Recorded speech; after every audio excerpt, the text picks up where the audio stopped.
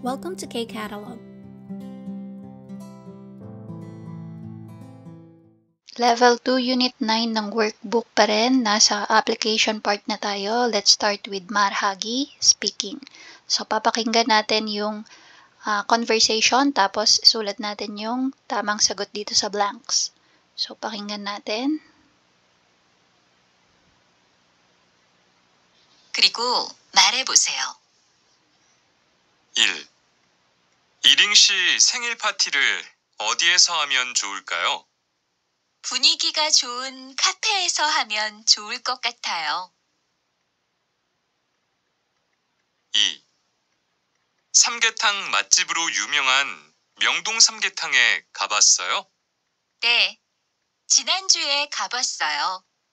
특히 국물이 시원하고 맛있었어요. 3. 잠시드 씨는 점심을 주로 어디에서 먹어요? 양도 많고 밑반찬이 많이 나오는 한식집에서 주로 먹어요. Ayan. So, basahin natin and alamin natin kung ano ba yung sinasabi dyan sa conversation. So, yung number 1, 이링 씨 생일 파티를 어디에서 하면 좋을까요? Sabi niya, saan kaya magandang ganapin or gawin yung birthday party ni Iring? Yung sagot ni Na, 분위기가 좋은 카페에서 하면 좋을 것 같아요. Sa tingin ko, maganda siyang gawin sa isang cafe na may magandang ambience or atmosphere. 분위기가 좋은. Number 2, 삼계탕 맛집으로 유명한 명동 삼계탕에 가봤어요? Sabi niya, nakapunta ka na ba sa sikat na restaurant na ang pangalan ay Myeongdong Samgyetang? Okay, so yung restaurant daw na sikat for Samgyetang, no? Tapos ang pangalan is yung Myeongdong Samgyetang. Kung nakapunta na daw ba siya doon? Sagot nung kausap niya, 네, 지난주에 가봤어요. Oo, nagpunta na ako doon or nakapunta na ako doon last week. 특히 국물이 시원하고 맛있었어요. Especially yung kanilang sabaw ay refreshing, kaya sobrang sarap. Okay? 맛있었어요, naka-past tense na, no? Kasi nga, last week pa yung punta niya. Number 3, 잠실 씨는 점심을 주로 어디에서 먹어요? So, yung 주로, same siya nung usually. So, 잠실, saan ka usually kumakain ng lunch? Tapos, ang sagot ni Jamshid, 양도 많고 밑반찬이 많이 나오는 한식집에서 주로 먹어요. Sabi niya, dun sa maraming serving at maraming ino-offer na side dishes na Korean restaurant, 한식집. Dun ako madalas kumain. Yun yung sagot ni Jamshid. Okay, so that's for our marhagi or speaking. Punta po tayo sa listening. For listening, ang question for number 1, 이링 씨는 어떤 음식을 좋아해요? So, pakinggan nating maigi kung anong pagkain yung gusto ni Iring. Number 2, true or false? So, sabi sa una, 뷔페 식당은 이링 씨 집 근처에 있어요. Nasa malapit daw ba sa bahay ni Iring yung buffet restaurant? Pakinggan maigi. Number 2, 뷔페 식당은 음식이 다양하고 맛도 좋아요. Dun daw sa buffet restaurant ay iba't ibang klase ng food yung meron at saka masarap din daw yung mga pagkain. Pakinggan maigi. Number 3, 두 사람은 오늘 같이 점심을 먹을 거예요. So yung dalawang taong pakikinggan natin, sila daw ay sabay na kakain ng lunch ngayong araw. So pakinggan po natin at mag-note tayo. 듣기 2. 다음을 듣고 물음에 답하세요. 회사 앞에 새로 생긴 뷔페 식당에 가봤어요? 네, 지난주에 처음 가봤어요. 분위기도 좋고 음식 맛도 좋아서 앞으로 자주 갈 것 같아요. 그래요? 저는 매콤한 음식을 좋아하는데 매콤한 음식도 많이 있어요?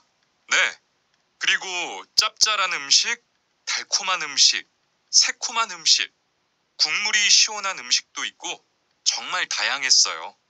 그럼 오늘 점심시간에 같이 갈까요? 좋아요. 그럼 오늘 점심은 이링 씨가 사는 거예요? 물론이에요. Ayan. So, ayan yung mga notes ko. And number 1, sagutin natin. May sinabi si Iring na gusto niyang pagkain. Ang sabi niya yung 매콤한 음식. Itong part na to. Sabi niya, 저는 매콤한 음식 좋아하는데. Tapos tinanong niya kung meron daw bang maanghang-anghang na mga pagkain doon. At sinagot naman siya nung kanyang kausap. And nagdagdag pa nga ng iba't ibang explanation. Sabi niya meron daw din daw 짭짤한 음식, 달콤한 음식, 국물이 시원한 음식. So, sinabi niya marami, no? And nabanggit din na yung buffet restaurant daw is 분위기가 좋아요. Okay? Tsaka 음식 맛 좋아요. And nung binabanggit niya tong iba't ibang lasa, sinabi niya 진짜 다양한. So, nabanggit yung word na 다양하다. Ibig sabihin, iba't ibang klase. So, dito sa number 1, ang sagot natin, 이ring 씨는 okay, tapos ano yung gusto niya? 매콤한. 매콤한 음식을 좋아해요. Okay? tapos, sa baba naman, yung true or false natin, 뷔페 식당 이ring 씨 집 근처에 있어요. So, dito, hindi naman sinabing malapit sa bahay ni Iring. Ang sabi, sa tapat ng opisina nila. 회사 앞에. So, dito, X.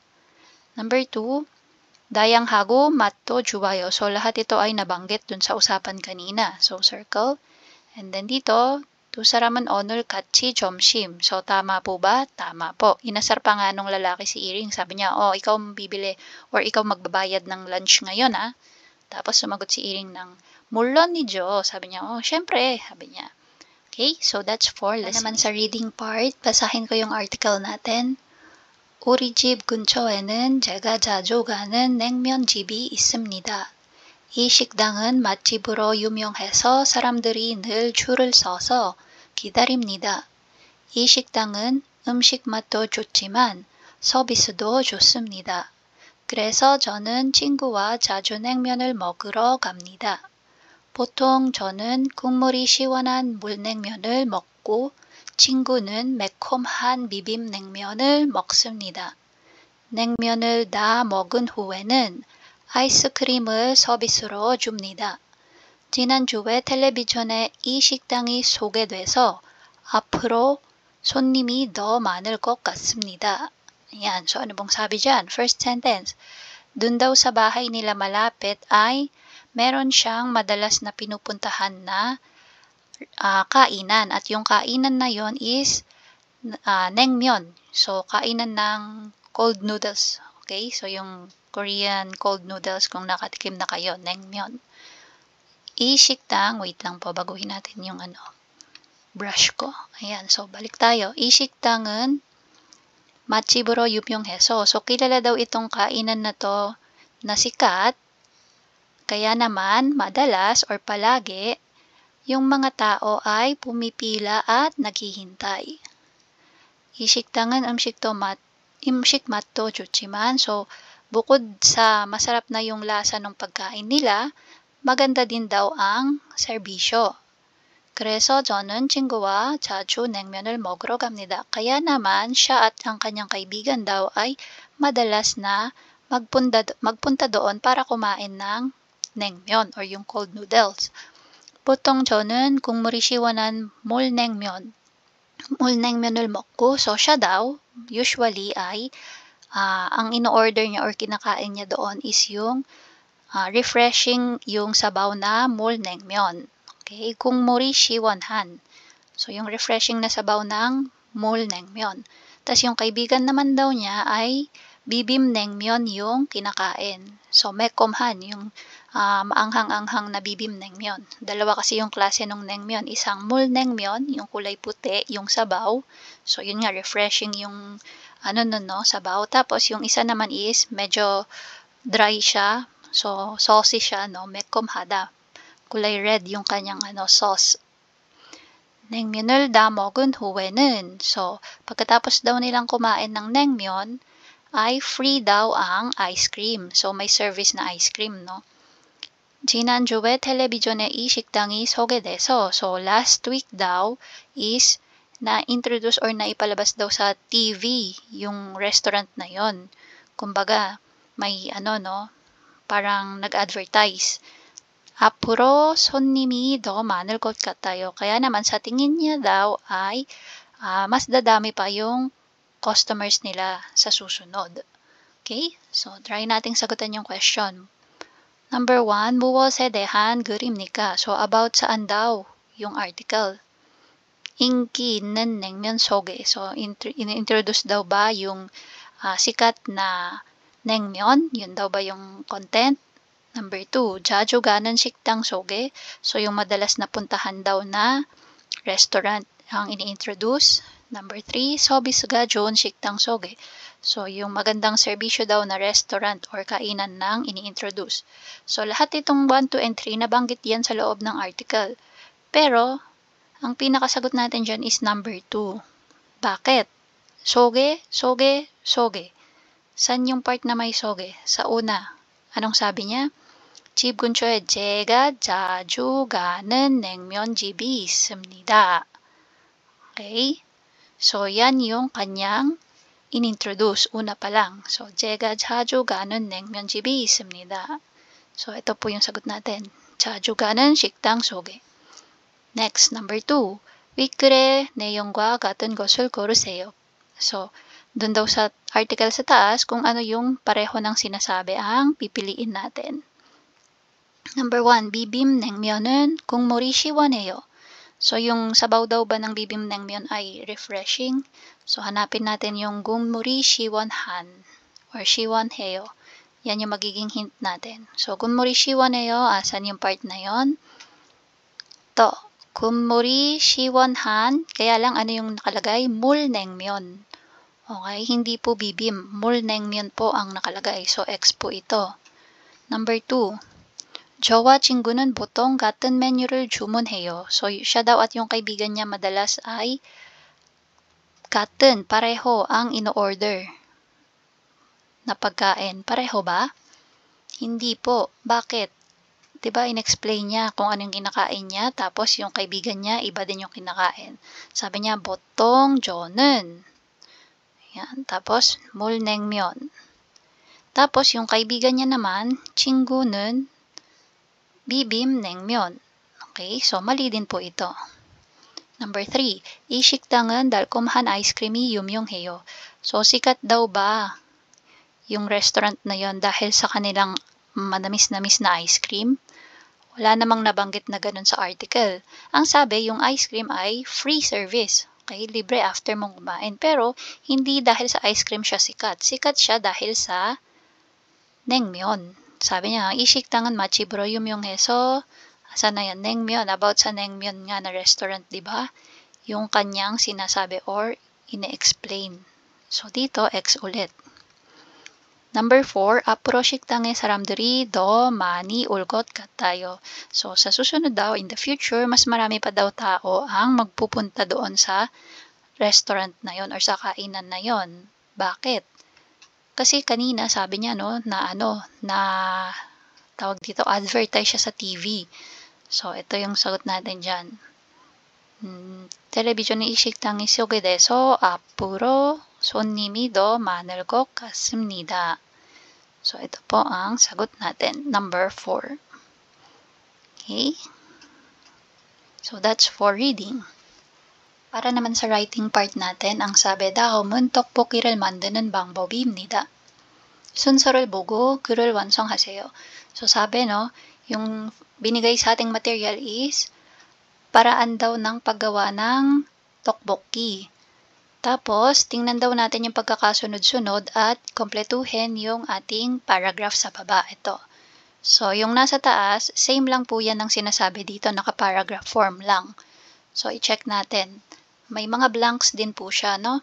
So, number 1, ang sabi, 가래떡을 준비하고 어묵, 양파, 대파를 썬다. So, ito siya. 먼저 가래떡을 씻어서 준비하고 어묵, 양파, 대파를 썹니다. So, pareho lang ng sinabi, nadagdagan lang ng 먼저. Kasi yun nga yung instruction, no? Sa una or first, yan. Tapos, dito, yung ending niya is yung da lang. Okay? So, yung naka-enumerate, puro da yung ending niya. Yan. 넣는다. Okay? And niyanda at saka nunda. So, another ano yan kasi, di ba? Another form ng ending. Pero dito, naka-paragraph form na siya. Ang ginawa niyang ending is biyupnida, sumnida. Okay? Biyupnida, sumnida. Ayan. So, balik tayo. Yung number 1, ito siya. tapos, 그 다음에 냄비에 물을 붓고 고추장과 간장, 설탕을 넣어서 끓입니다. So, tama po ba? Same sila lang sinabi. 냄비에 물을 붓고 고추장, 간장, 설탕을 넣어 끓인다. Same po.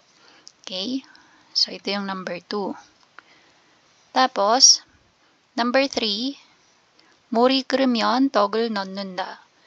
물이 끓으면, ito siya. 물이 끓으면 떡을 넣습니다. So, nadagdagan lang ng isang sentence, no? Tapos, dun na pumasok yung blank number 2 and number 3. So, hanapin muna natin yung number 4. 떡이 익으면 어묵과 양파를 넣고 끓인다. 떡이 익으면, so, 떡이 blank, 어묵과 양파를 넣고, yan, 어묵과 양파를 넣고 끓인다. 조금 더 끓입니다. So, ito yung number 4. Same po siya nung nandito. Nadagdagan lang po ng konting words. Tapos, number 5, 대파를 넣는다. Asa na yon? 마지막으로 불을 끄기 전에 대파를 넣습니다. Okay? tapos, yung number 6, 먹을 때 치즈를 넣는다. 먹을 때 치즈를 넣으면 더 맛있습니다. Ayan. So, nahanap na natin yung pagkakasunod-sunod, no? Tingnan na natin ngayon yung mga blanks. Yung una, 떡볶이를 blank 방법. So, title po siya. And yung title natin is nabanggit dito sa instruction. 떡볶이를 만드는 방법. So, dito, yung blank natin is yung 만드는.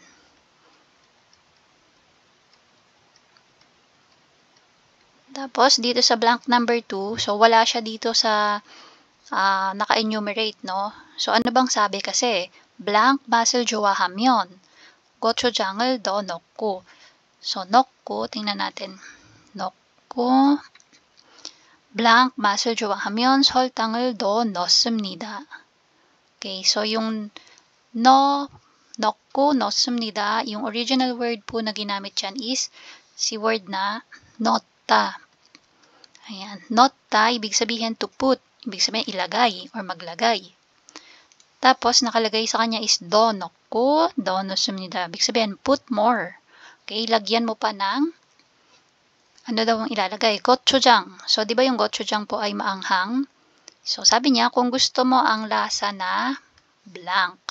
So, 맛을 좋아하면 gochujang을 더 넣고. So, kung yun daw yung gusto mong lasa, dagdagan mo ng gochujang. So, dahil maanghang yung gochujang, so, pwede nating dito sa number 2, lagyan natin ng ano, no? Pwede nating gamitin na word dyan is 맵다 or 매콤하다. Ayan. Tapos, ita-transform natin siya to 매콤한 or 매운. Kasi, di-describe natin yung lasa eh. Diba? So, 맵다 magiging 매운. Lagyan natin ng transformation. 매운. Tapos, pag 매콤하다, 매콤한. Yan. So, dito, sa number 2, kahit alin po sa dalawa yung gamitin natin, 매운 or 매콤한. So, gamitin natin yung 매콤한. 매콤한 맛을 좋아하면, kung gusto mo ng maanghang-anghang, dagdagan pa ng gochujang. 맛을 좋아하면 설탕을 더 넣습니다. So, kung ang gusto mo naman daw na lasa is blank, dagdagan mo pa ng soltang. Ano ba ang soltang? Sugar. So, sugar matamis. So, pwedeng si dalda. Okay, so si dalda, pag tinransform mo siya, magiging dan. Or, pwede din namang 달콤하다, manamis-namis. So, si 달콤하다 magiging 달콤한. Yan. So, dahil ginamit na natin si mekomhada, dito naman sa number 3, gamitin naman natin yung dalda. So, magiging dan na lang siya. Kasi nga, gagawin nating modifier, no? Dahil ang i-describe natin is yung lasa. So, 단 맛을 좋아하면 설탕을 더 넣습니다. tapos, 물이 끓으면 떡을 넣습니다. 떡이 blank, 어묵과 양파를. So, dito yung blank dito, number 4 po siya, no? Yan. So, 떡이 ang nawawala is ito, 익으면. So, dito po, 익으면.